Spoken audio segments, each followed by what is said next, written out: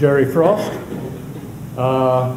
who is going to speak about Euroscepticism, why it has failed. Good title. Thank you, Rob.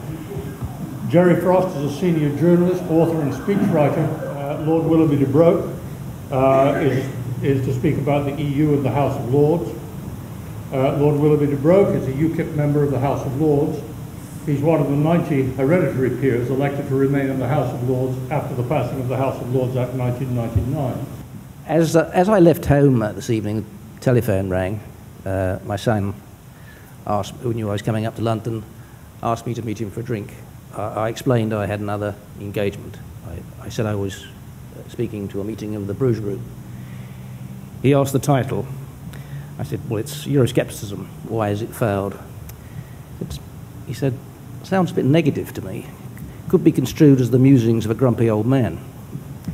I think I should counter that charge head on. I plead guilty to the charge and ask for 257 previous offences to be taken into account. So now that the Lisbon Treaty is all but ratified, it seems to me that it's worth asking why this should be so and why it is that Eurosceptics have not been more successful. It's a question I ask myself frequently. Haven't they read the latest issue of Eurofax? I ask myself. How can they possibly continue to believe in an enterprise which has so dramatically failed? What follows is an attempt at a tentative answer to that question, to which perhaps you can contribute a more ideas and help to create a more comprehensive picture. Is it our fault? By which I mean, is it the fault of Eurosceptics, Eurosceptic activists, Eurosceptic pressure groups, think tanks, publications? Is the fault in ourselves and not in our stars? Should we have gone about the pursuit of our goals in some other way? I am inclined to think that most of the opportunities for expressing dissent that exist in a free or free-ish society have in fact been exploited, some of them skillfully. So I think we can plead not guilty to that accusation. Have we been paralysed by a lack of resources? Handicapped? Possibly. Euroscepticism's one significant victory, the solemn pledge by all parties to hold a referendum on the euro, was extracted by a millionaire, James Goldsmith. As UKIP, the one party in favour of withdrawal from the EU, let us down.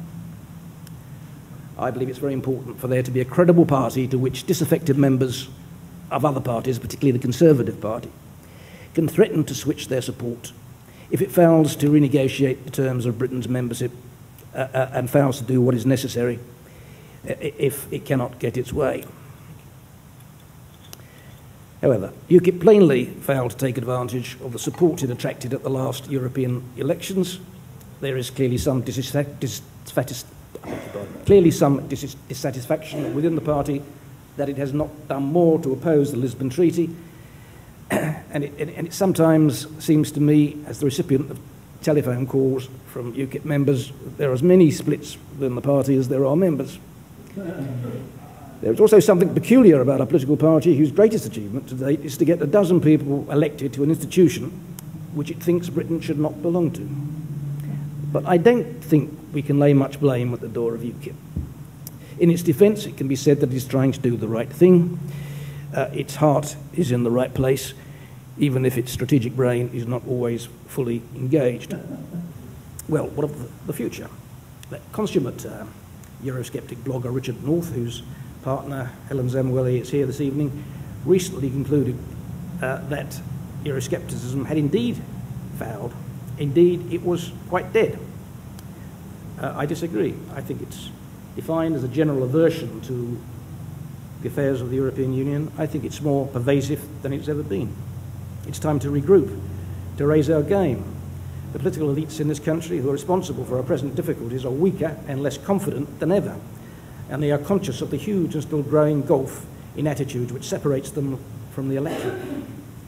Moreover, there are signs that the tectonic plates are shifting, that Britain is going through one of those periods reflected not only in the opinion polls, but in other manifestations too, in which the prevailing consensus is likely to be challenged under the impact of events, particularly, I think, economic events.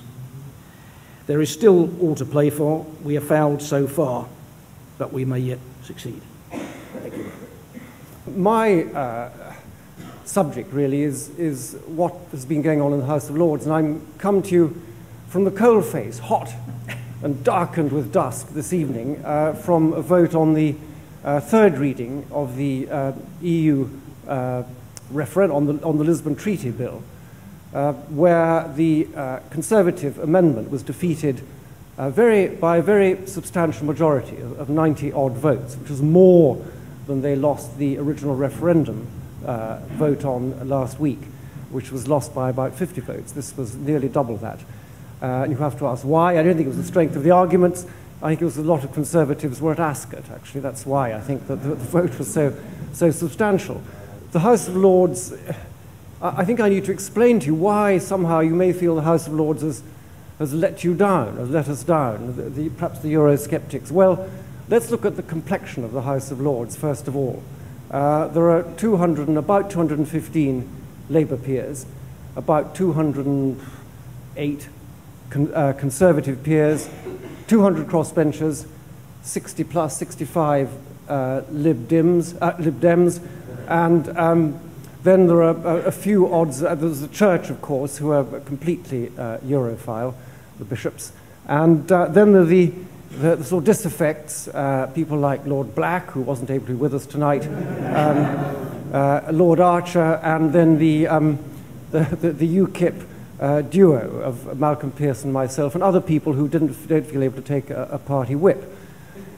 The reason that, if you're surprised about the votes in the Lords, are simply it's the mathematics. It isn't in if you like, the Eurosceptics, the rationalists, the Euro-realists. It's not in our favour, which is one of the reasons, of course, we've never won a single amendment during all the 11 days of debates on the Lisbon Treaty. This evening's debate was interesting because, of course, after the Irish vote, the Lisbon Treaty is technically dead. It's moribund. It's all over for the Lisbon Treaty at the moment.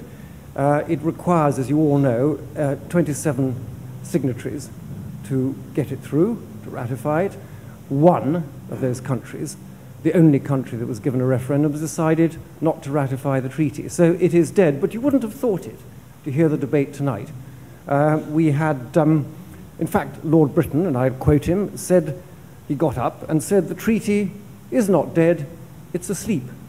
Rather than a sort of Sleeping Beauty. By God, if you were Sleeping Beauty, you wouldn't be kissed awake by Lord Britain, would you? Wow. What is going to happen? The treaty will go into, there'll be a confabulation, there'll be eminent groups and all the things they love calling their study groups in Europe, and they'll get together and they'll try and think of a fudge. But I think it's going to be quite difficult, to be honest. And no one seems to want a new treaty. Even the government admitted that tonight. But the Lisbon Treaty is non-operative, it's finished. But it is extraordinary how many peers tonight simply won't accept that. The Lib Dems were in total denial. Shirley Williams said, well, they were voting on the wrong thing and they didn't have the right information. And I didn't get up and speak because there were too many speeches and they were too long, to be honest. But I felt like saying, well, which is true, yesterday morning I went out to look at my sheep and there was a dead ewe in the field. And so I went up to it and kicked it. It was still dead. And I didn't call the vet and say, this ewe is not dead, it's alive. So could you please resuscitate it? I remember when Jacques Delors said, oh, do you remember years ago, he said 80% of your laws will be made in Brussels in 10 years. And he was howled down and up yours, Delors, and all that sort of stuff went on. Actually, it's happened.